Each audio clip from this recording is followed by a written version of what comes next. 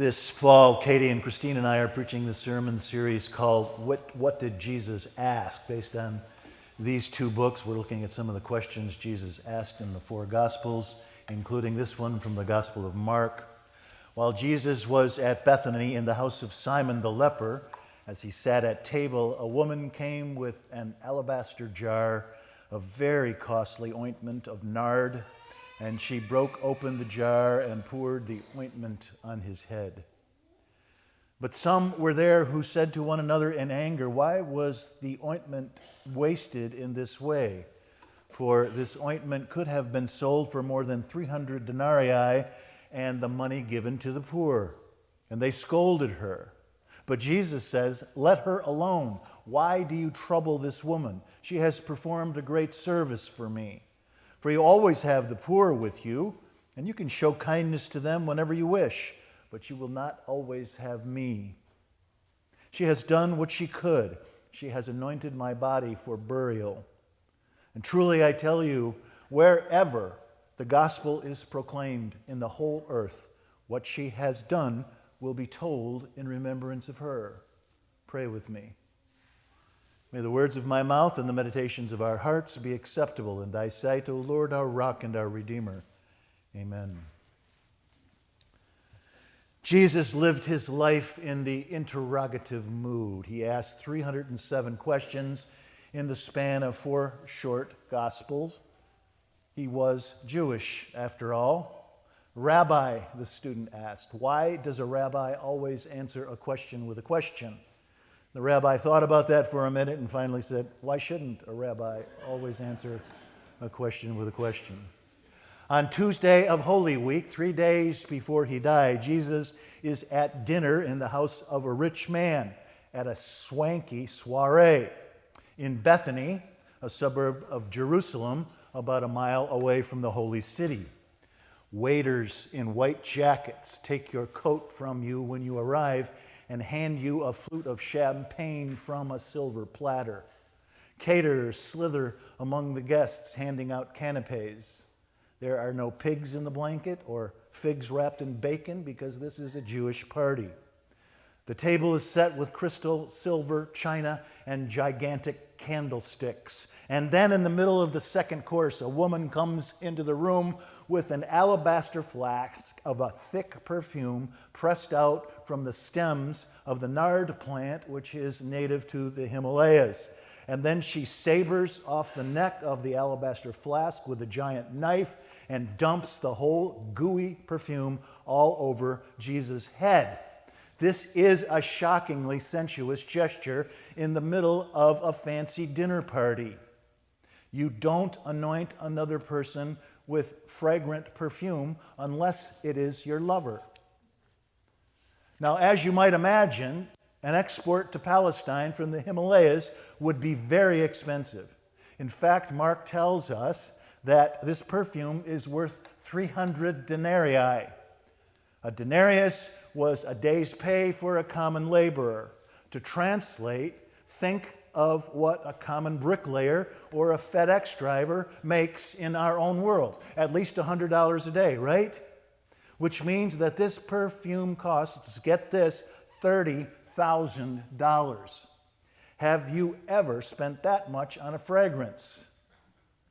Understandably, the people are mortified, not just by the sensuousness of this gesture, but by its extravagance. You could rent an apartment for 3 migrant families for a year with this kind of money.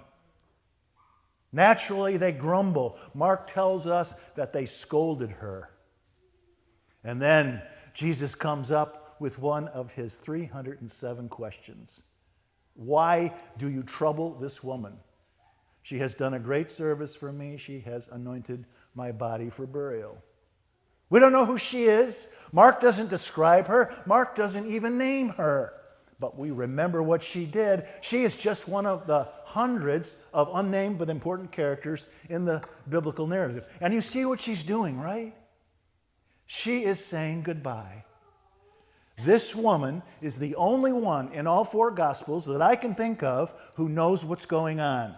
She's the only one who knows how short Jesus' existence will turn out to be. 3 more days. She is the only one in all 4 Gospels who get it. Now, sometimes you need more than words to say farewell, right? You need your touch. You need your eyes to express the truth of your heart. You need a whole lifetime of shared experience, unspoken but shared experience. You need your tears. You need your laughter. You need the fragrance of perfume. Now, she doesn't say a word, and yet I can't think of a more eloquent farewell. Can you? The house is filled with the fragrance of perfume. I heard a couple of other eloquent farewells this week. Listen to this sentence. This is the most tightly crafted sentence I have read in a newspaper in recent years. James Earl Jones, a stuttering farm boy who became the voice of rolling thunder as one of America's most versatile actors in a stage, film, and television career that plumbed race relations, Shakespeare's rhapsodic tragedies, and the faceless menace of Darth Vader, died on Monday at his home in Dutchess County, New York. He was 93. That is the first line in Robert D. McFadden's obituary for the New York Times on September 9.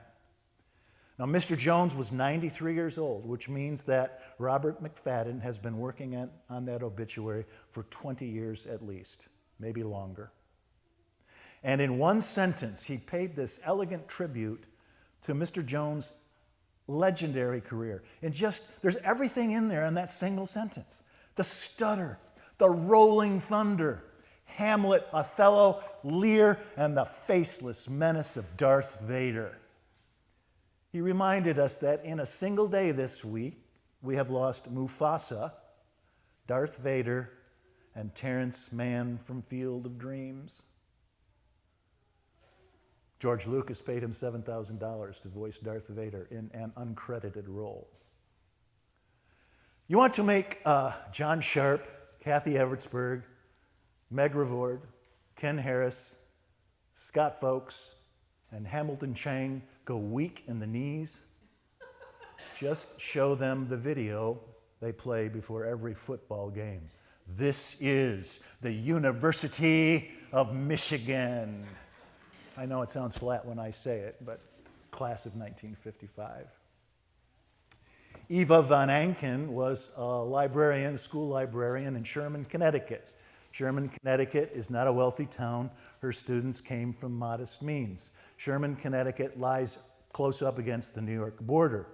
Sherman, Connecticut is about 9 miles from Mr. Jones' home in Pauling, New York.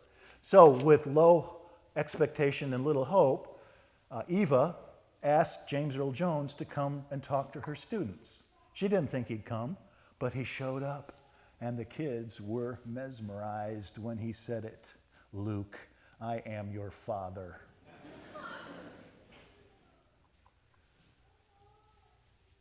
Scott Pelley said this on Sunday night on 60 Minutes.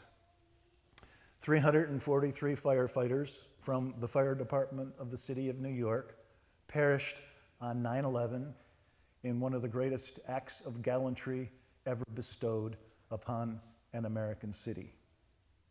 This is their story. And so 60 Minutes introduced us to this regal black woman named Regina Wilson. When Regina joined the FDNY in 1999, she was the 12th black woman ever to serve on the firefighting force. Even today, 25 years later, 2024, there are 9 black female firefighters in New York in a force of over 10,000. On the morning of September 11, 2001, Regina was serving with engine 219, ladder 105 in Park Slope, Brooklyn. Now, I don't really understand these things, but apparently an engine company are the ones who actually fight the fires. They carry the water and the hoses. And a ladder company doesn't carry water and hoses, they carry ladders. And so on September 11, 2001, Regina was supposed to be serving with ladder 105 from Park Slope, Brooklyn. But at the last minute, her colleague and mentor, John Shapura asked her to switch out. So that what that meant was that Regina would be serving with Engine 219 and John would be serving with Ladder 105, which is why John was the one who got crushed in the rubble of the Twin Towers on 9/11. Regina came later to Ground Zero. They found his truck, but never his remains. And Regina says, I try to honor John by speaking his name, because that's the way it is in African American culture. If you want to keep somebody alive, you say their name, an ancestor or a loved one. When you say their name, they live. Every time I speak John's name, he lives. Many ways to say goodbye, with your touch, with your tears, your laughter. You can say his name. And there's always the fragrance of perfume.